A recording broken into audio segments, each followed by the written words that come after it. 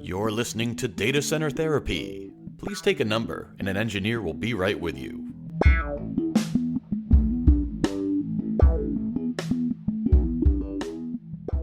Hello, everyone, and welcome back to Data Center Therapy, a podcast from Ivoxy Consulting that talks all things IT with a healthy dose of empathy.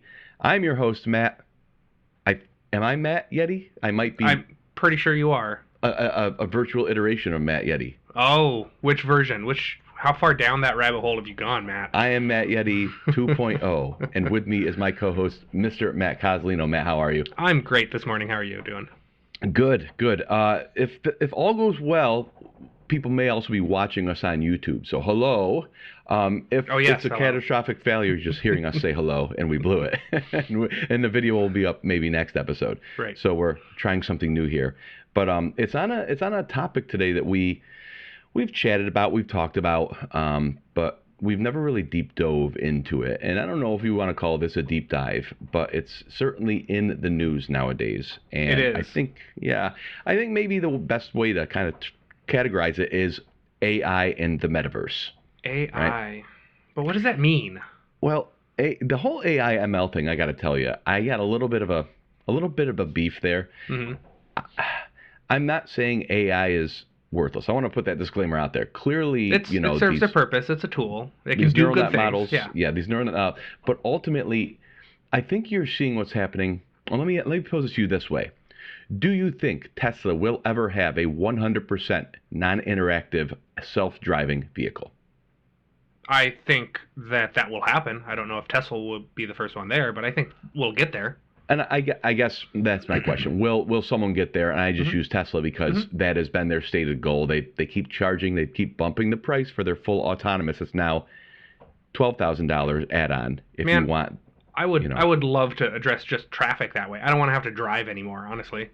But would you pay a company $12,000 for the promise of fixing all their bugs eventually? Well, what are the chances you're going to get it? Well, that goes into a bit of a different. I feel like that goes into a bit of a different thing where like I want to buy something and I want to own it. I don't want to perpetually lease all of these things forever and ever. Right? Be careful what you ask for, Kaz, with your everybody self-driving, no traffic, this and that, because I think that turns into the old little boxes, little ants marching kind of, pay your subscription. Was that Will Smith movie? With the Will Smith movie with the robots? Was that iRobot? Yeah, iRobot. Yeah, that kind of freeway. Yeah, that kind of freeway. I could get behind that. Okay. Right? I'll see you in a few hundred years, maybe. Sure. Yeah. I'll go with the Fifth Element style, flying cabs through the air in different lanes. Okay. No, but here, my point on the Tesla / full autonomous, I don't think you will.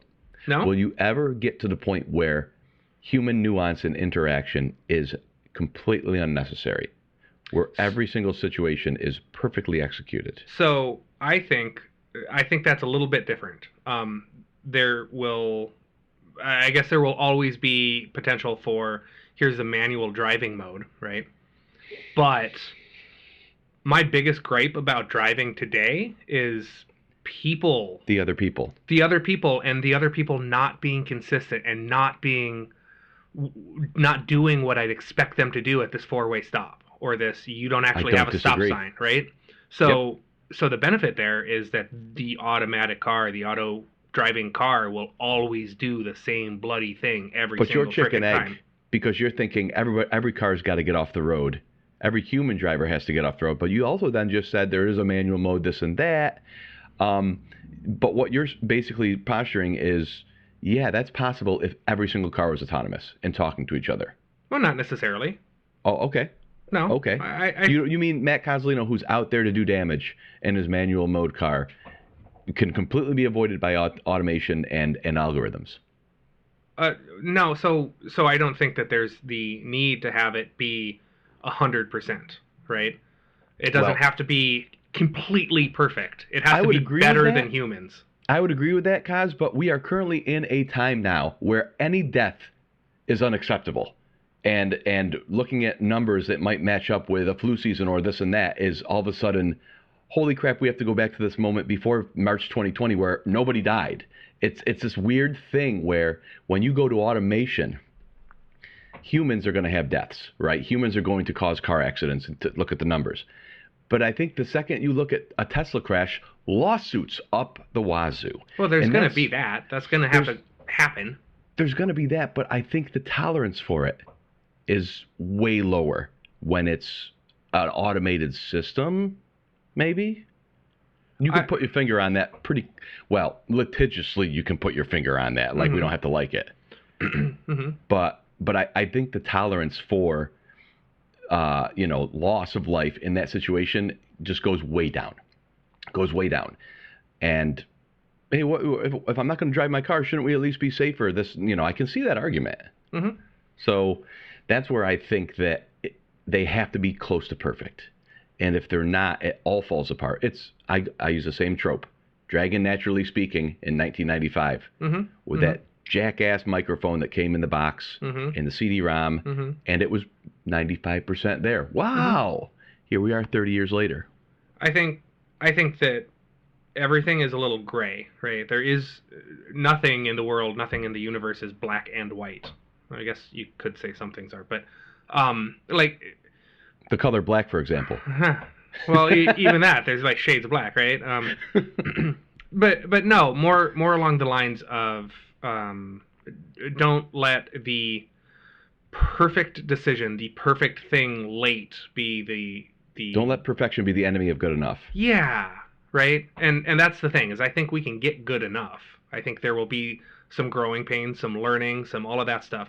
I mean, do you know what that looked like when cars first came out? I mean, this argument that you have right now is the same kind of thing, right?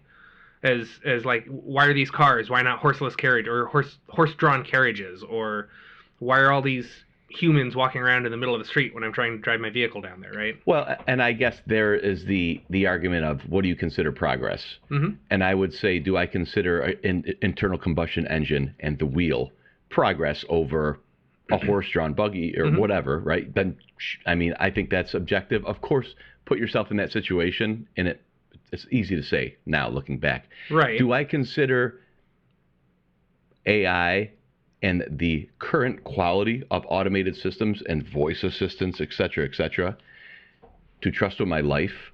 I mean, I'll still be eating a Cheez-It, and I hear Siri go, like, who summoned you, dummy? Like, nobody. That kind of thing really rattles me. But right, and that's my point there, actually, is you and I have both grown up in a world where internal combustion engines and cars have existed, and all of the rules have been in place for them for the entirety of our lives. Sure. Right, so we haven't gone through that transition from, hey, let me hop on my horse and go into town and get some flour, to let me hop in the car and go get some eggs from Safeway.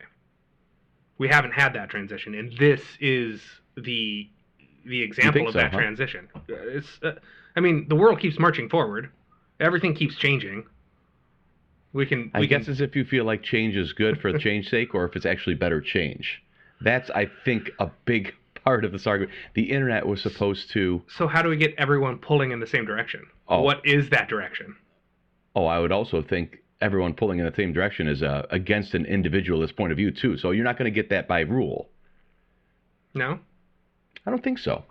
I mean, I'd like to think that we can look at cars and say, traffic is going to be 1,000 times better if all of these things can work together, and we can zipper merge onto the freeway and zipper merge off of the freeway. And yep, right.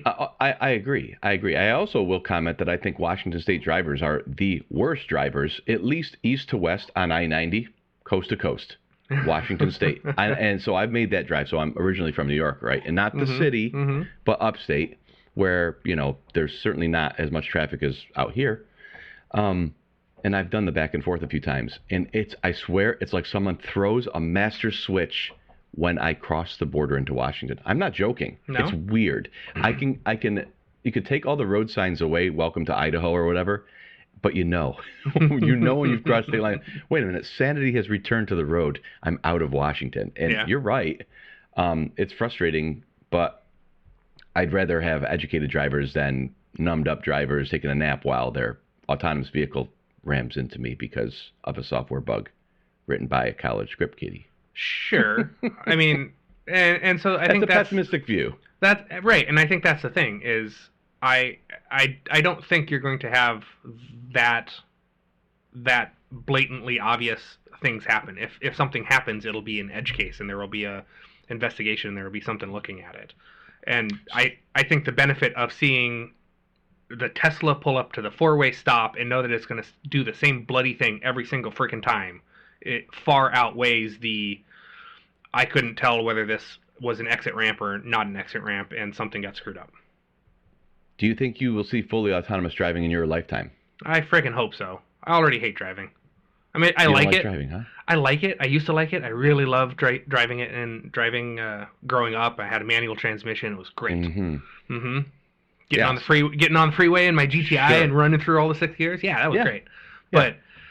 But nowadays, what I'm saying is that your point about, and we're getting kind of into like political philosophies here, which is funny, but your point about if everybody's rowing in the same direction, wouldn't it be nice? Utopia version. Yeah, sure. I'm over here on the reality island, and I will, not to pick on you too much, but I'll say that free market wise, a demand will be provided a supply. You know what I mean? So you will have still people who will cater to people who want manual transmissions. They will, if there is a demand, they will never cease to exist. I'll say that, right? It might not be the mainstream. It might not be the bulk of the vehicles out there. But thankfully for the people who are, enthusiasts or whatever, those communities will still exist too, which is good, right? That's what we want. We don't want that the loss of that kind of stuff because it's fun to, like you said, send it through the gears. And it has a place. I think like a lot of that ends up being the Department of Transportation saying this is how you have to behave. This is how you have to react to the things that happen, and the follow-up you have to do for the things that have happened, the crashes and whatnot. Right? Tell me more things that make me happy than somebody like the DOT telling me what to do. Well, I mean, it's not you, it's Tesla, right? This is what Tesla has to do to make these things happen, right? Yeah, it'll be interesting. I don't think so. That's the same way we got seatbelts in the cars and airbags and crumple zones and all of that stuff. Sure. And those are subjectively safer than not having them. I would say you mean objectively. I meant objectively, yes. Yeah, without qualification. I don't think it's going to happen. And you know what? I wish it did happen, or wish it could happen, because I will say this: the option is nice, and I fear that the perfect implementation or near perfect would remove the option. So, but let's live in a perfect world. I love the ability to, I'm in traffic, nap button, chair turns around, lays down, or I got stuff to do. I've got a call to be on, and I also need to reference notes. I don't need eyes forward, button, go. Those are, now, I mean, we're assuming we're back to a world where, in-person stuff's common, so your traffic is a thing, right? Sure. Not that it's not a thing, but a lot of our meetings are. Everyone going to the same football game, hockey game, right? Yeah. There's. I mean, being able to just be productive, whether that's rest or work, during a commute, that is amazing. And I suppose if you're into public transportation, some of that, I wouldn't know about napping, but you can maybe get some work done. A light rail, things like that. That's every time I've traveled. That's actually one of the things I've very much enjoyed doing is not renting a car, not getting. Let me hop on the bus. Let me hop on the train.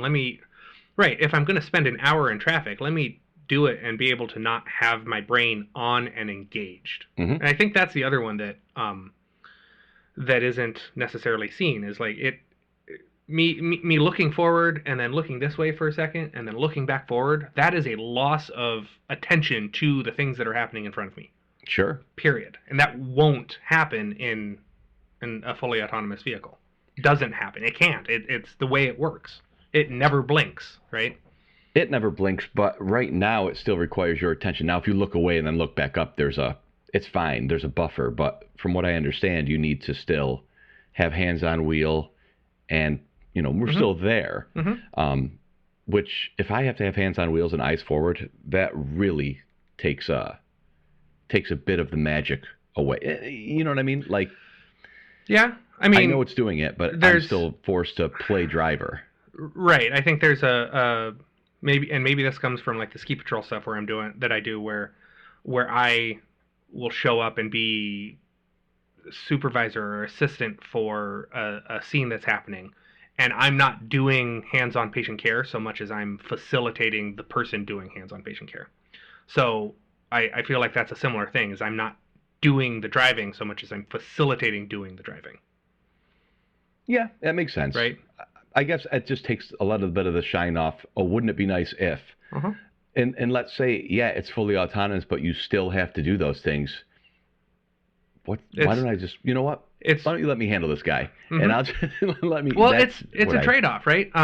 Stop and go traffic. I don't want trade-offs, Cozzo. I want it all, baby. You want perfection, right? Perfection Why wouldn't you? Totally. Totally. Well, that takes us to the kind of, well, this goes into it, but speaking of, wouldn't it be perfect if you could just wave your wand and certain things would disappear? And I'm going to move on to our good old friend Facebook. Now, I realize that I probably will never get a job with Facebook thanks to this episode, if I ever cared to. And I'm okay with that. Yep. The recently renamed Meta, because don't all great companies after a fiasco just change their name and say, promise it's not us, we're good now? Yeah. No, that was that other company over there. Yeah, but I do think the Meta name is a good choice. Is it? Actually, it's, it's catchy. It doesn't have anything to do with Facebook in terms of phonetically or with letters or, and with their evil goals and operating goals, they, it fits. It fits. Okay. It's the real life E-Core. Yeah. Okay. E-Core. Evil Core. E-Core. E-Core. Right, yeah. Yeah, so you are not on Facebook, right, Matt?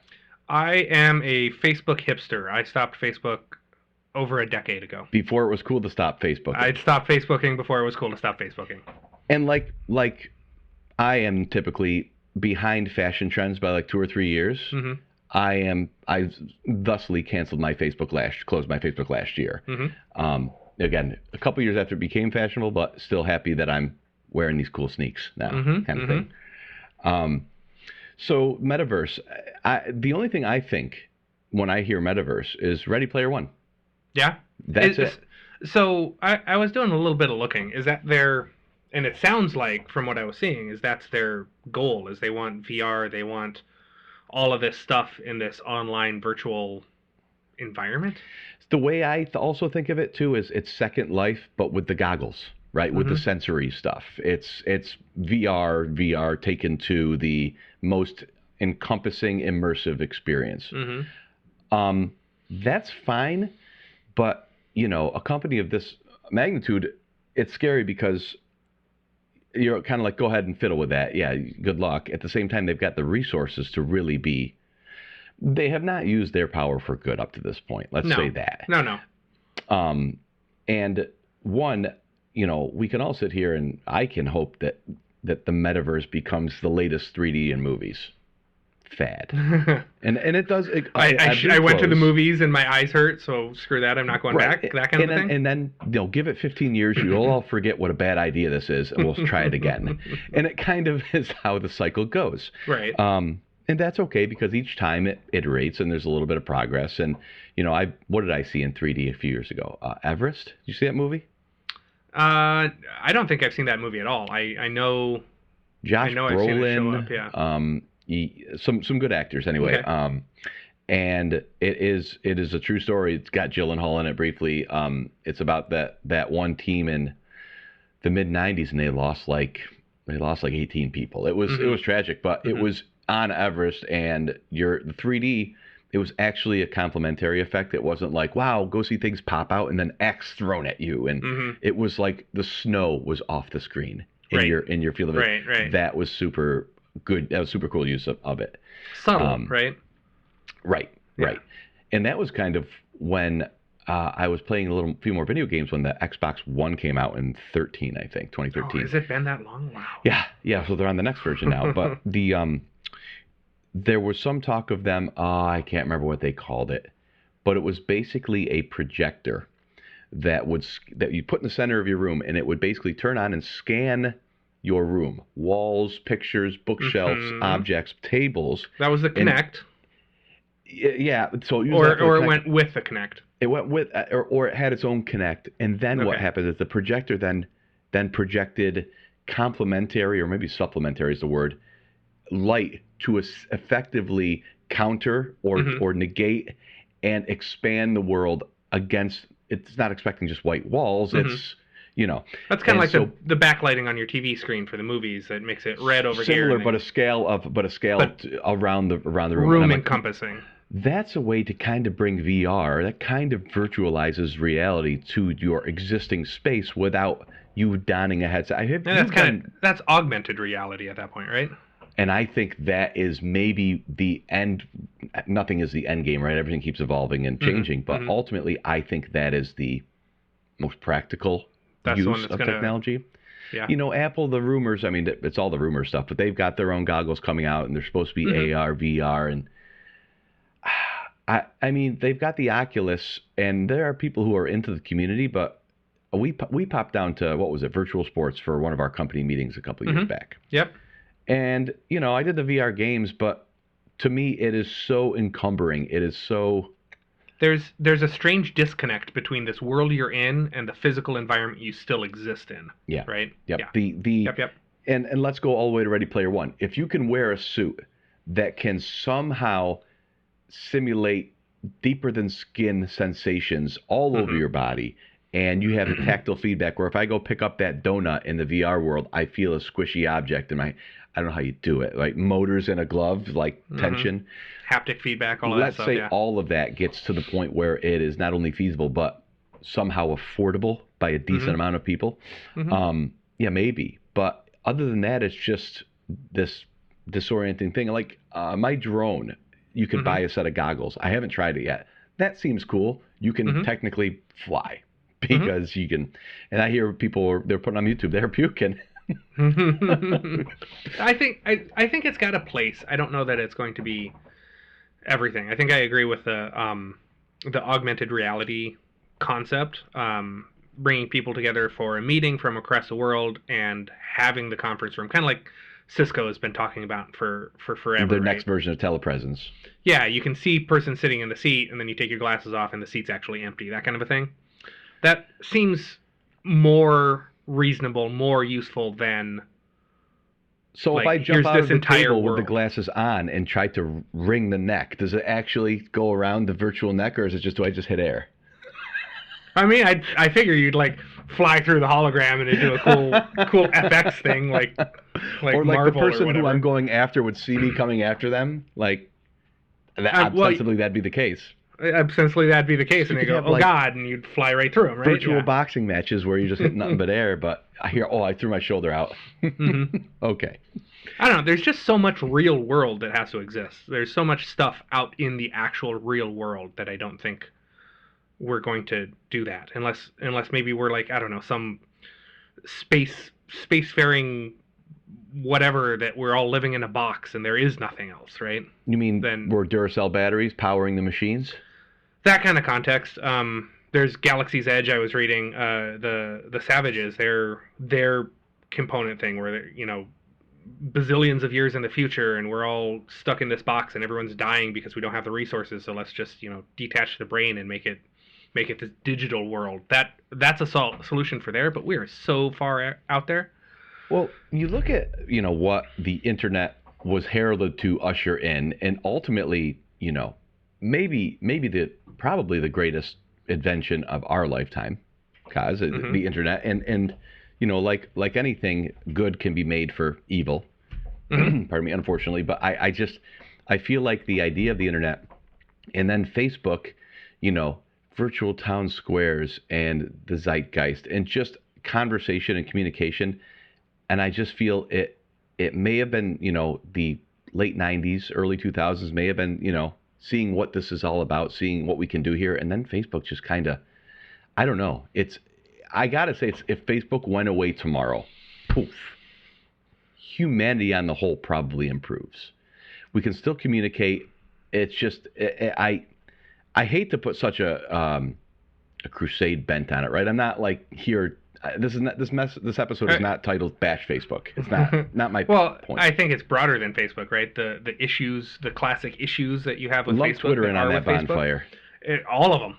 Yeah. Every single one of them. Yeah. But you've also got the top, like you've got celebrity worship that somehow, because someone's famous, their opinion on all number of manners is somehow authoritative. And now, at the same time, as free human beings, they can have any opinion they want. It's just this somehow attaching meaning to it for no other reason than they had 8 million views on a TikTok video. Never seen TikTok, by the way. I stand by that.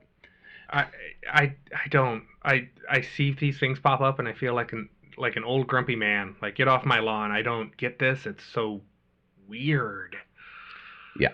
And what is it, Mr. Burns? It's not me that. No, it's the teacher from who's the Simpsons. I don't know the Simpsons. I mean, I know the Simpsons. I don't watch the Neither Simpsons. do I. I've seen just enough of them. Yeah. He's like, are these kids out of? No, it's me who's out of touch. No, it's these kids who are out of touch. I just know the old man yells at cloud meme from the Simpsons. That one, that's common. But yeah, and so the metaverse, again, the only thing I can think the end game is the Ready Player One, and I think about the concepts that we live in our job, in our lives, and I think about latency and bandwidth and processing power and parallel processing power, and I go back to latency personally, in that, the speed of light is a physical limit. And it's a constant. It doesn't change. Yep. So, a ping to Australia under best circumstances is in the order of 200 to 300 milliseconds from the West Coast USA. Now, maybe you get some more fiber, but ultimately that fiber is still pretty dang long with its, end-to-end repeaters and all that. But let's say somehow you get together the most massive parallel processing. I mean, you could throw together all of Azure, and I imagine that you still couldn't generate what you see in Ready Player One from a user state and generating the pixels, the polygons, whatever the assets. You've seen the movie, right? This would be really stupid if you hadn't seen it. No, I've seen it. I don't think that's. I think you're getting two things mixed up there. That rendering doesn't happen on the server farm. That rendering happens locally, right? All you have to do is say, hey, this thing is flying that way, or hey, this thing is over there. Right. Here's I'm saying this keeping asset. everything, keeping all of the objects and all of the status of everything that everybody else is interacting with. And this is not an AI like in Call of Duty where when an action is programmed to happen, everything that goes with it is already known, right? And packaged up. This is a user who's controlling something, doing something that is unpredictable until it happens, and then has to be transmitted to everybody else in that arena that might be from all over the globe. I think we've already solved like that component of it with MMOs, right? I don't see that as a MMOs with the addition of force feedback of the entire body, interaction with two players with physical feedback, and the fidelity of that. The graphical fidelity. I mean, once you get so if I've got a digital avatar, once I get my digital avatar defined, I just have to give that to you once, right? And then I just have to tell your system that I raised my arm. Yeah. Right? There's not a lot of data moving back and forth. The latency is an issue, right? I do this and you see it half a second later. That makes a difference. But that's not processing. That's just data getting from point A to point B. No, I see what you mean there, right? Basically, your game runs and you just send the instructions of what you're doing to a centralized location or peer-to-peer. Sure.